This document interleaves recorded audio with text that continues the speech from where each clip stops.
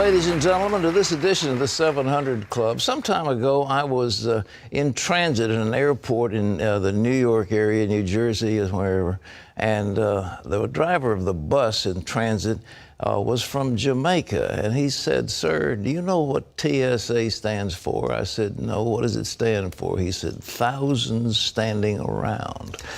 And we've got a story about those thousands today. Yeah, Thousands. most of them passengers, waiting passengers, to get through there. but the people, 60,000 of them. It's called the Transportation Security Administration. It is one of the biggest boondoggles that we have ever witnessed. And if you've been a traveler on the airplane, you say, what are those clowns doing? Well, the TSA has become a major government agency, but some security experts question if we even need it. David Brody has the story from Washington. Ever since the TSA was created after 9/11, it's had its fair share of PR problems, from patting down crying 3-year-olds in wheelchairs to distraught passengers claiming sexual harassment. And now, more problems. A new government report details poor work habits, including sleeping on the job, not reporting for work, and stealing people's bags. The misconduct involving TSA employees has increased 26% in the last 3 years. And in hearings this week, Congress was demanding answers. TSA should have no tolerance for such behavior. The American people demand accountability. One TSA agent was suspended after trying to carry a relative's bag through security without screening it. Inside, plenty of items that were not allowed. Somebody bypasses the screening process, somebody takes a bag around a checkpoint, that's a serious offense. That stuff needs to be immediately corrected. And yet the report shows that just 17% of the agents reported for misconduct are being fired. Nearly half, 47%, are only given a letter of reprimand.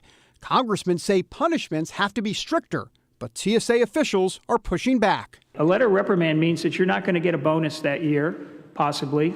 You're not going to get promoted. It's going to stay in your jacket. It's a serious thing, sir. The TSA problems and its size have been growing for years. It's run by the Department of Homeland Security.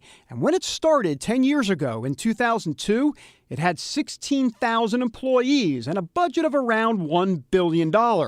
Now, the TSA has close to 60,000 employees, and the budget is at almost $8 billion.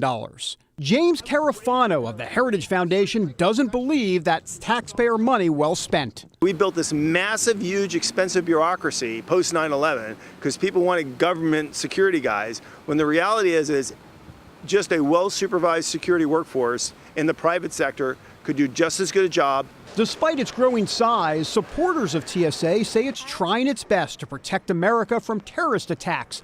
And they point to how they've gotten rid of those controversial scanners that took nude X-ray pictures of travelers.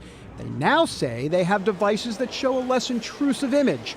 But critics like Carafano say all the complaints are secondary to a larger issue.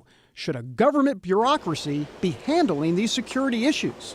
I'm sure that a majority of the people working at TSA care about their country and want to do the right thing. But the reality is they don't need to be government employees. But the government-run TSA seems here to stay, and that means more controversy could well be on the way.